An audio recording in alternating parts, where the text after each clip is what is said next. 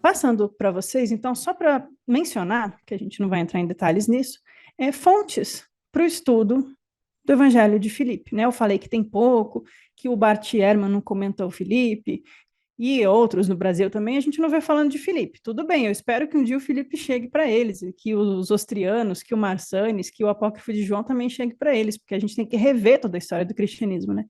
Mas tem algumas fontes acadêmicas para a gente estudar o Evangelho de Filipe. Quais são? Acadêmicas e literárias para vocês lerem também. A gente tem publicado em português, pela editora Vozes, o Evangelho de Filipe, traduzido e comentado pelo Jean-Yves Leloup, que eu sei que é um queridinho de muitos de vocês. Em português a capa é essa, em inglês é essa. Então temos o Jean-Yves Leloup, que é um cristão, né, comentando o Evangelho de Filipe. Temos esse outro texto, o Evangelho de acordo com Filipe, fontes e coerência de uma coleção do cristianismo primitivo. Está em inglês, da Martha Lee Turner. Aqui é um exemplo de uma das páginas dos evangelhos. Temos o Evangelho de Filipe, anotado e explicado, uma intrigante visão dos símbolos e alegorias esotéricas e interpretações gnósticas do cristianismo e da tradição bíblica. Tradução do Andrew Philip Smith e prefácio do Stephen Davis. O Stephen Davis também traduziu para o inglês o Apócrifo de João, e é uma das fontes que eu uso para minha tradução. Então, tem gente trabalhando com o Evangelho de Filipe em inglês. Também temos esse, The Gospel of Philip, do Richard, ou alguma coisa assim. Wilson, PhD. Então, acadêmico não falta. Mais um exemplo de como é que estão os textos, né? Porque temos esses problemas ao estudar o Evangelho de Filipe, de buracos e lacunas. Tem esse livro aqui, Philip, Apostle and Evangelist, né? O Filipe, o Apóstolo Evangelista, Configurações de uma Tradição, do Christopher Matthews. Esse aqui, eu li ele, né? Esses aqui eu li quase todos. Também não importa eu ficar falando para vocês, mas eu tenho usado para os nossos estudos, tá? A gente tem o nosso drive com ele em português, mas eu uso essa tradução do Philip Smith que eu tenho, e eu uso a do Leloup também que eu tenho, para comparar quando a gente está em dúvida. Então, esse aqui de capa verde, ele vai discutir quem é Filipe o evangelista, quem é Filipe o apóstolo, aí fica uma grande discussão das filhas do Filipe, de Cesareia, etc. Achei ele um tom meio teológico, assim, não consegui tirar muita coisa dele, mas existe aí a discussão. E esse outro, Filipe, Maria Madalena e Tomé, por dentro do Código da Vinci. Esse aqui é o oposto, ele é meio apelativo, meio xarope, assim, fica nesse papo de Código da Vinci. Aqui a gente tem o Evangelho de Filipe na Biblioteca de Nag Hammadi em inglês, do James Robinson, né? E tem esse livro que eu estava citando, do Hugo Lundahl, Imagens de Renascimento, Poética Cognitiva e Salvação Transformadora no Evangelho de Filipe e no Exegese da Alma, que a gente já estudou e está lá no canal o estudo do Exegese da Alma. Então, esse aqui é da editora Abril, que eu sempre cito por aqui, porque tem bons pesquisadores. Ele trata dos dois textos, né? O Exegese da Alma primeiro e depois o Evangelho de Filipe. Começa no capítulo 4. Não mais um cristão, mais um Cristo. Deificação e Cristologia no Evangelho de Filipe. E apesar de ter o nome de capítulo 4, o capítulo 4 tem 250 páginas. Então eu não terminei de ler ele, eu mal comecei. E esse aqui, que eu mostrei a introdução dele para vocês ao Evangelho, ele reúne vários textos do chamado cristianismo valentiniano, e ele é uma edição bilíngue, copta em inglês, por isso que eu pus o copta aqui para vocês verem, e ele faz uma boa tradução do Evangelho de Filipe. E é de 2020, um trabalho super recente. Além disso, a gente tem a Virna Sobral, fez mestrado em História na Universidade de Brasília. Eu a conheci, ela foi na minha casa uma vez, a gente bateu papo, e o orientador dela foi o Vicente Dobroruca, que eu participei do projeto de PIBIC, pesquisa na graduação com ele em História, que ele trabalhava apocalíptico, os apocalipses judaicos e os essênios. E ela conseguiu com ele o Evangelho de Filipe, contexto histórico e ritualístico valentiniano no século II. Ela defendeu em 2011, que foi o mesmo ano que eu defendi na filosofia, usando o Apócrifo de João, mas a gente nunca conversou muito. Eu tenho o material dela e pretendo terminar de ler para trazer para vocês também o que eu achar que dá para a gente contribuir. Está disponível lá na Biblioteca da Universidade de Brasília, né? Só pegar quem quiser. Também temos esse artigo aqui, do Departamento de Estudos da Bíblia e Antiguidade, né? A Câmara Nupcial Valentiniana no Evangelho de Filipe, E aqui nesse livro, que reúne muitos artigos de muitos autores, temos 2 artigos, 2 capítulos sobre o Evangelho de Filipe. O Evangelho de Filipe como um discurso de iniciação gnóstica, eu concordo com isso, eu defendo também que ele fala das iniciações espirituais, e o outro texto, Se Tornando Invisível, rasgando o véu e a hermenêutica de segredo no Evangelho de Filipe. Não tem gente interessada no Felipe, não tem por que a gente achar que não tem fonte para estudar, porque tem. Eu tenho elas todas e eu pretendo usar, uso desde o início, né? Mas esse aqui eu não li ainda, por exemplo. Só lembrando que, obviamente, a Laia não está esgotando as fontes, né? E realmente, comparado com outros, nem tem tantos. Entre os discípulos de Jesus, Filipe é um dos menos citados, mas ele tem um evangelho de destaque. E eu acho, em parte, Alaia, que o evangelho de Filipe talvez não seja muito, muito, muito trabalhado, porque ele é muito complexo. Ele fala de tudo e não fala de tudo. Ele fala de muitas coisas, mas não dá. Ele não é um texto com coerência. Ele é um monte de parágrafos, às vezes completamente soltos. Eu só quero lembrar que existem duas traduções que eu conheço em espanhol, e todas as Ah, eu duas eu esqueço acho muito boas. espanhol. A primeira versão que eu li de Filipe foi uma tradução em espanhol. E tem a do Bazin, que é excelente. Eu gosto muito do tradutor Bazin. O Bazan é um acadêmico de peso que a gente confia bastante, ele tem bons estudos. E ele tem um cuidado quando ele traduz, ele escolhe, ele às vezes explica qual a palavra original que estava e qual o sentido que ela tem naquele contexto. Então, ele é gostoso de ler. Não que eu concorde com tudo, mas eu acho interessante. Uhum. É, bom, fechado tudo isso, foi só para mostrar, olha, gente, tem assunto, né? Porque às vezes eu trago para vocês, desculpa assim, que eu sei que é chato para muita gente eu ficar falando das fontes acadêmicas, a revisão de literatura, mas isso é importante para a gente ter noção de que existe um mundo além do nosso umbigo, né? E que às vezes eu estou aqui falando, falando, falando, e nem tudo é a ideia da cabeça da Laia, né? Tem material de apoio que a gente estuda para trazer, e não é porque está no YouTube que é a opinião da youtuber, sabe? Não que vocês tenham que aceitar ou acreditar, mas só para mostrar, se vocês quiserem ir atrás também, tem fontes, né? Eu estou compartilhando as minhas fontes bibliográficas com vocês, né? Para mostrar que também o texto está começando a ganhar importância, né? O último livro que eu mostrei é de 2020. Temos que conhecer, né? Mas o que a gente faz, então, com o Evangelho de Filipe? O Evangelho de Filipe, ele dialoga com elementos da cosmogênese gnóstica, do Apócrifo de João e de outros, né? Então, por isso que quando a gente estava estudando ano passado, eu usei o Apócrifo de João, que eu conheço bem, mas a gente também usou o Pisto Sofia, a gente também usou outros Evangelhos de Tomé, e a gente vai vendo que tem elementos em comum, né? O Evangelho de Filipe ele tem um teor esotérico, ou seja, como a Jane disse, ele é difícil. Vocês sentiram ano passado, quando a gente estava estudando, que ele é muito simbólico.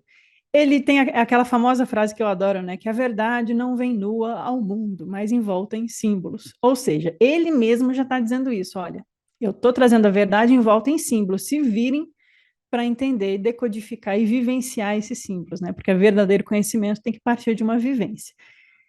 Então, ele é simbólico, ele é profundo, ele fala com aspectos de vivência espiritual. Ele não é, assim, muito fácil, de fato, mas ele não é impossível. E o pouquinho que a gente entendeu, acho que já pode ser benéfico para nosso entendimento, para nossa prática, para nossa vida espiritual e assim por diante. E como a Jane disse, e eu concordo, às vezes eu tenho a impressão de que quem trabalha com historiografia da história, né, a parte acadêmica, que é simplesmente discriminar o que tem, quem escreveu, onde foi, e só lida com os fatos provados, né, que obviamente, eu não faço isso aqui, mas eu também não ignoro que é importante a gente conhecer os fatos, não vai acessar textos como o Evangelho de Filipe, porque ele não está falando de história. Ele não está descrevendo a vida de um santo, ele não está escrevendo a morte de Jesus, o nascimento de Jesus, quando que ele foi para Galileia, quando ele entrou em Jerusalém. Ele está pegando e dando um ensinamento. Então, ele precisa aí de um aspecto de mística, de prática, de filosofia, de vivência, que só os gnósticos podem nos dar.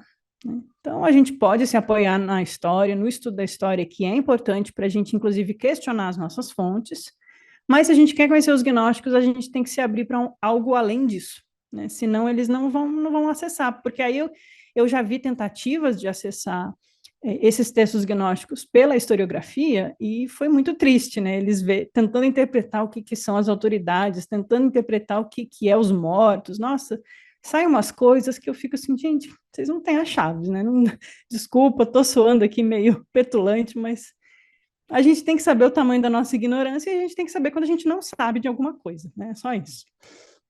Então, o texto do Evangelho de Filipe, ele tem justamente esse teor de dividir as pessoas em dois tipos, as exotéricas e as esotéricas. Ele faz isso claramente. O Evangelho de Filipe vai falar daqueles que têm acesso ao ensinamento mais profundo de Jesus e aqueles que o Evangelho de Filipe vai identificar com os cristãos apostólicos que se equivocam ao interpretar, na opinião do Evangelho de Filipe. Estou só citando o que eu encontro no texto. Por que eles se equivocam ao interpretar, os cristãos apostólicos? Porque eles interpretam tudo literalmente. Eles não entendem que a verdade vem ao mundo envolta em símbolos e que você tem que aprender o símbolo antes de achar que Jesus está falando de casamento ou de molhar a testa ou de coisas assim, né? Então, na opinião dos gnósticos, essa turma que interpreta literalmente deturpa a mensagem de Jesus. E aí, no texto do Evangelho de Filipe, vocês vão encontrar isso nas primeiras passagens do texto, que a gente já estudou e está na playlist, a menção aos hebreus. Então, tem um hebreu faz um hebreu, e um hebreu converte um prosélito, mas o prosélito não faz um outro hebreu. Tem uma passagem que é mais ou menos assim. Tem uma outra que é sobre, né, quem detém a tradição ou não, né? Estão questionando. O Evangelho de Filipe tem esse teor de dizer que tem um grupo de pessoas que pensa de um jeito e eles pensam de outro. Eles estão fazendo esse diálogo. Tem uma outra passagem que eles falam que antes eu era hebreu e eu não tinha pai, só tinha mãe. Agora eu sou cristão e eu tenho pai e mãe. Então eles estão dizendo, olha, a tradição que vem da mãe, a tradição judaica, ela é boa, mas agora Jesus complementou. Agora sim eu entendi. Então eles estão se colocando como um grupo à parte, né? Então tem essa discussão toda. O Evangelho de Filipe, ele compartilha, então, muitas ideias também que a gente encontra nos textos gnósticos, como, por exemplo, a ideia de que a gente precisa da gnose para alcançar a salvação. A gente precisa daquele verdadeiro conhecimento que vem do conhecimento de si mesmo, de conhecer a nossa própria natureza. E isso é uma ênfase puramente gnóstica, né? Não existe uma ênfase na importância de aceitar Jesus como Deus na terra, não existe uma ênfase na paixão, na morte da cruz, não tem essa ênfase no Evangelho de Filipe. A ênfase é conhecei a vós mesmos e conhecereis todo. Conhecei a nossa natureza divina e sereis liberto. Encontrai a vossa alma e uni a alma ao espírito, que aí é outro grande tema do Evangelho de Filipe, a união da alma com o espírito. Por isso que a gente fez uma pausa de um semestre para estudar espírito e alma, para poder fazer sentido, então, do Evangelho de Filipe, porque todo o Evangelho de Filipe aponta para a busca dessa alma a unir-se com o Espírito.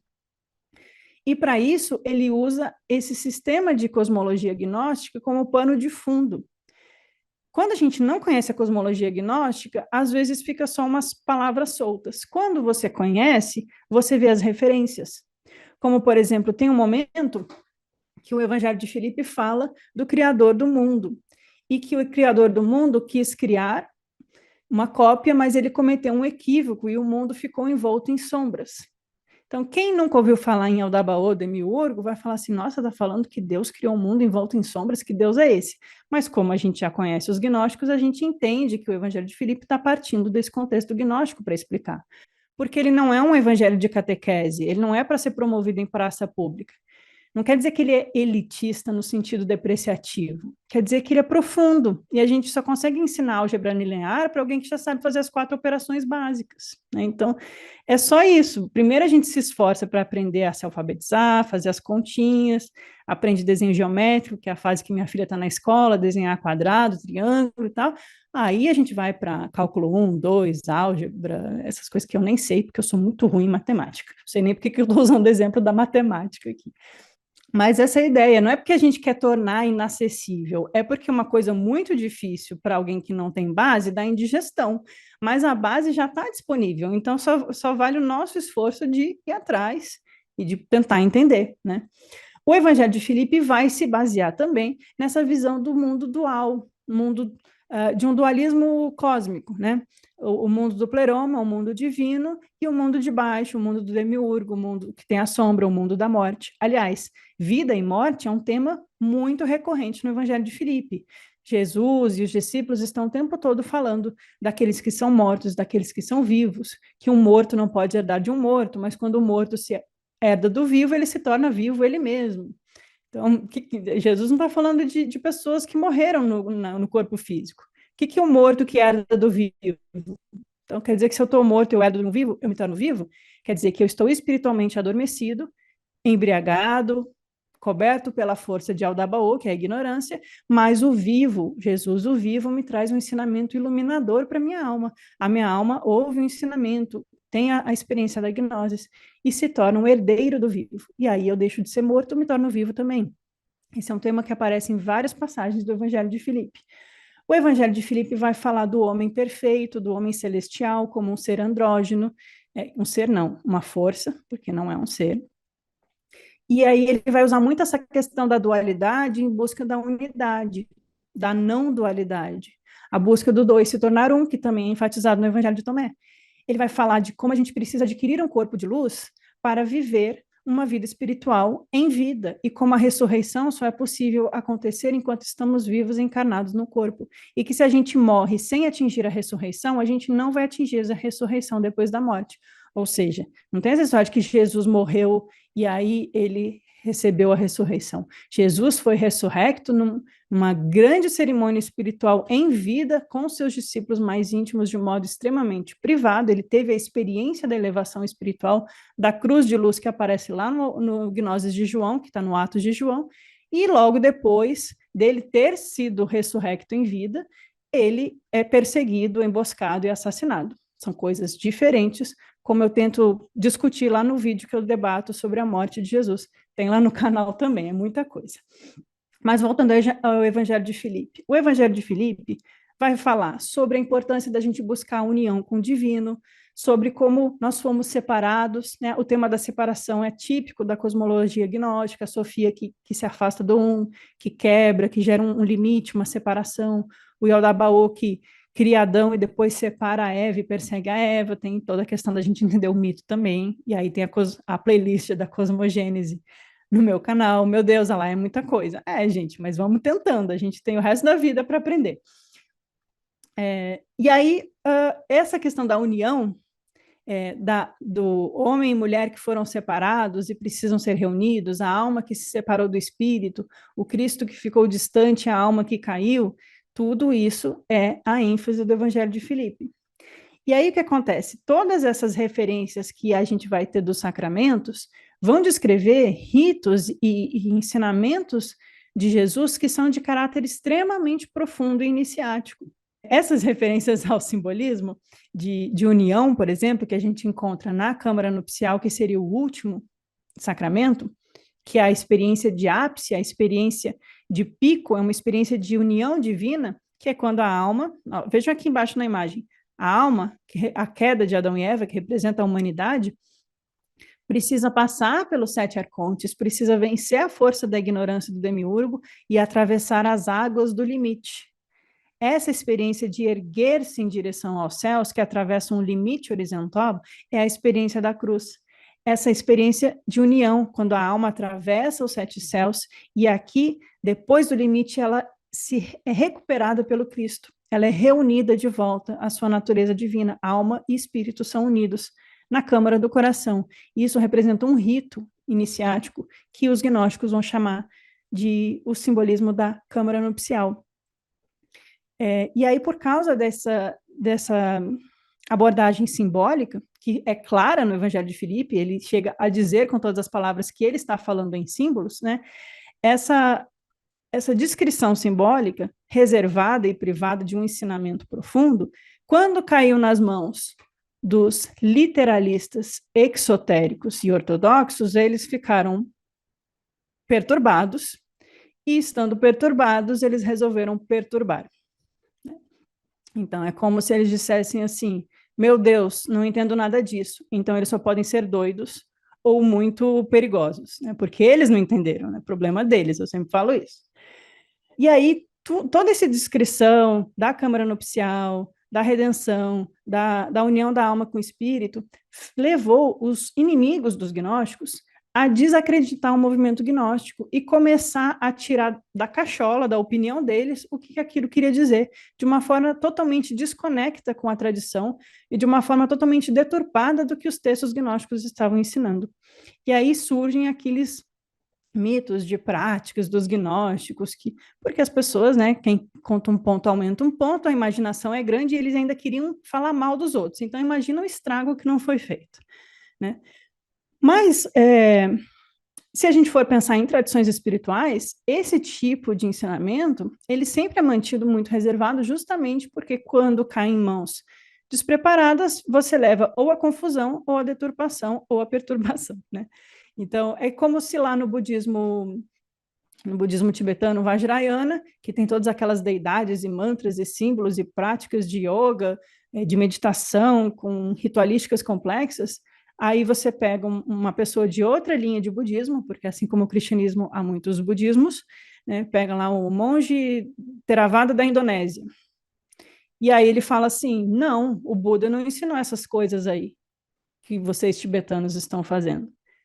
Então, ok, a opinião dele, mas quem disse? Só porque você não teve acesso é que o Buda não ensinou?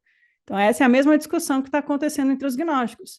Tem práticas profundas, complexas, cheias de símbolos e imagens e extremamente delicadas, e aí tem uma outra turma dizendo: isso não é cristão, Jesus nunca ensinou isso, eu nunca li isso, como que você pode dizer que isso Jesus ensinou? Entendem o que está acontecendo politicamente também, quando a gente trata desses temas delicados? Mas o Evangelho de Filipe, ele é reservado, ele é um apócrifo, justamente porque ele está falando de experiências espirituais muito profundas e muito íntimas. Tem relação com experiências místicas do retorno da alma ao mundo divino. Então, isso é uma coisa que tem que ser transmitida numa linhagem espiritual mestre-discípulo, com cuidado. Não é uma publicação para virar best-seller na Livraria Cultura, né? Bom, gente, estamos chegando no final. O que faltou? O Evangelho de Filipe também vai falar sobre a importância de vestir-se na luz perfeita e se tornar essa luz. Tem coisas extremamente poéticas também no texto, né?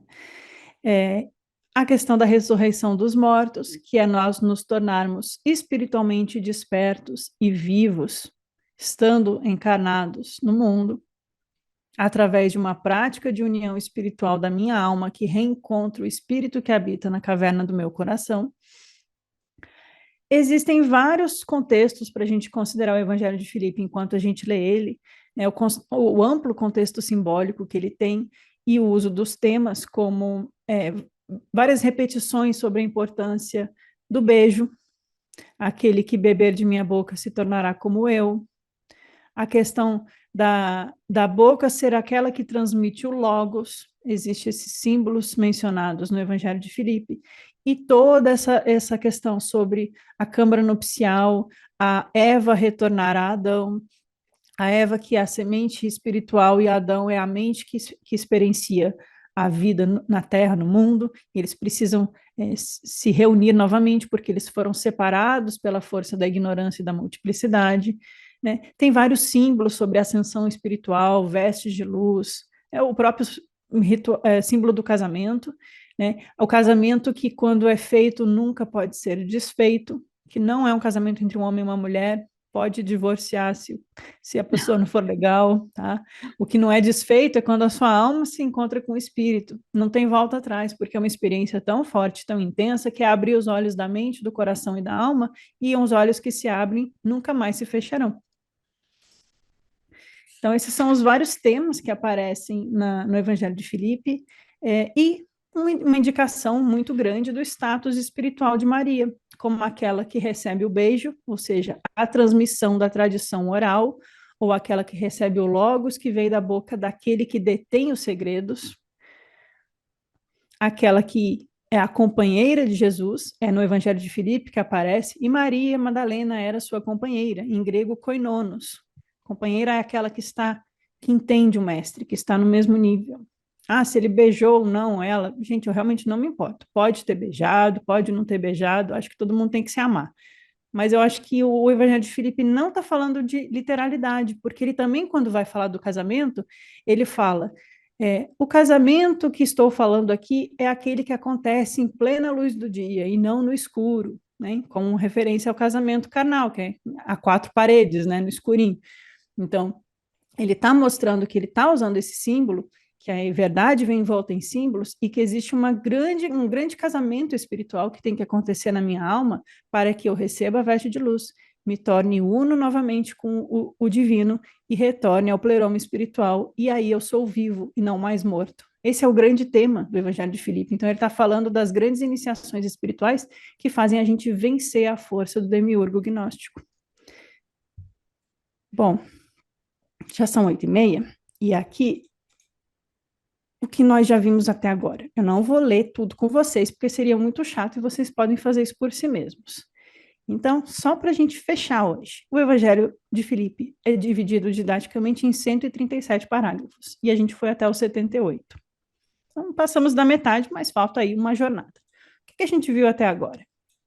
Vocês podem rever ou tentar acompanhar, mas tudo bem se não pegarem de onde a gente parou, mas para vocês verem como os temas mudam, né? Eu só vou passar aqui, não lendo, mas mostrando que a gente tem a questão do Cristo vivo, os mortos que despertam, quem são os herdeiros da luz, a unidade e a dualidade, os arcontes são mencionados como forças no Evangelho de Filipe, então, ó, bem gnóstico.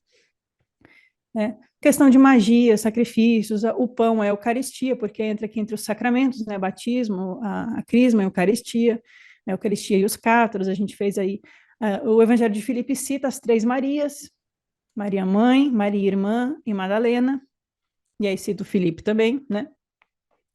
Então, quem são as três Marias? A gente fez aí um comentário. A questão da mãe, a mãe divina, porque tem uma passagem do Evangelho de Filipe que a gente passou, que deve estar aqui nesse vídeo 12, que Jesus fala: a minha mãe não é aquela que me deu o corpo, a minha verdadeira mãe é a que me deu a vida. Então, ele está contrapondo a mãe dele, Maria, que era uma discípula dele, à mãe espiritual que tornou ele vivo, que se refere à força da pronóia, da Barbelô, que dá a vida ao Cristo e transforma aquele que tem essa experiência, né? Então, ele vai falar de desapego, de renúncia, de deixar para trás, vai falar de qual é o verdadeiro nome de Jesus, ressuscitou primeiro e depois morreu, que é o que eu mencionei aqui hoje, e aí vai falar dos batismos, porque os sacramentos são importantes no Evangelho de Filipe, então o batismo da água e do fogo, entra aqui em questões de alquimia, a gente vai indo longe nos estudos, né?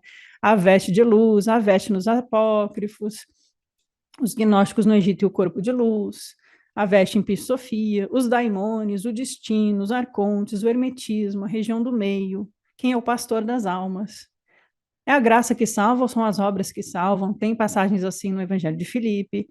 A questão do hino de Jesus, a teurgia, a alquimia, Sofia ao sal. Tem uma passagem que fala que Sofia ao sal. Estou passando com vocês para a gente se atualizar, né? Porque agora a gente vai pegar o embalo. Astrologia, os arcontes, hermetismo e os gnósticos. Aí a gente entrou na questão do amor, porque a câmara nupcial evoca Eros, evoca amor. O que é esse amor divino? E aí a gente investigou amor em Platão e nos textos da Biblioteca de Nag Hammadi para complementar o Evangelho de Filipe. Entramos um pouco em Plotino, não lembro porquê, mas tem a ver com o texto do Filipe.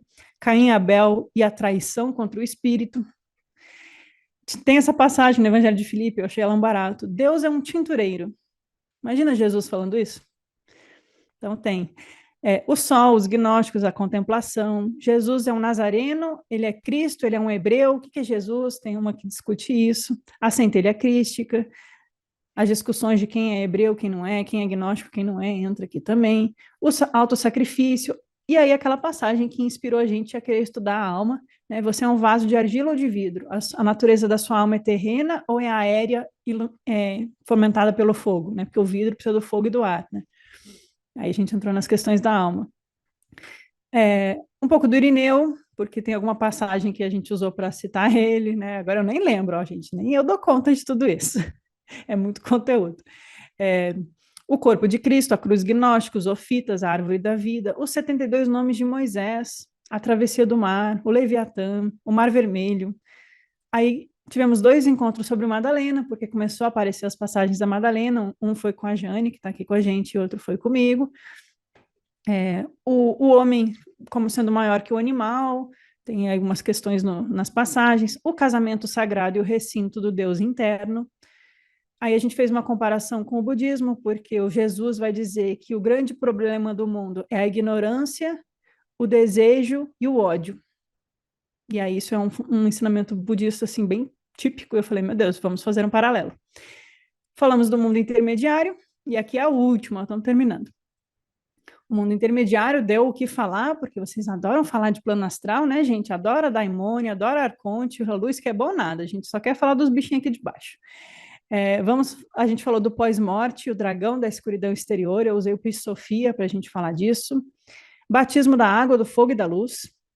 Né? A verdade vem ao mundo envolta em símbolos, Jesus como um mago hermético e a tábua de esmeralda, eu trouxe a tábua de esmeralda nesse encontro, o texto, né? Não ela, porque eu não tenho e ela nem existe, né? Não tem uma tábua de esmeralda. A queda de Adão, meu pai, porque me abandonaste, porque tem uma passagem do Filipe que se refere a isso. Falamos no vídeo 68 sobre algumas das heresias cristãs, o arianismo e o docetismo, porque vai ter relação com os gnósticos, e o mistério da câmara nupcial. Então, o Felipe aí está segurando uma cruz imaginária, porque ele nunca fez isso. Vamos continuar. Né? Foi da onde a gente parou, no vídeo 69, parágrafo 78. Hoje eu estourei o tempo de vocês, mas era só uma introduçãozinha. Então a gente vai continuar e amanhã não, estou empolgada. Terça que vem a gente vai pegar 78 e 79, que vai falar do Templo de Jerusalém. E aí eu vou responder a pergunta do Silvano e outros de vocês sobre no céu há muitas moradas. Que moradas são essas? Vai ficar para o vídeo, tá bom? Muito obrigada por estarem aqui juntos hoje. E aí a gente começa direto do texto do Felipe. Beijo para todos e fiquem bem.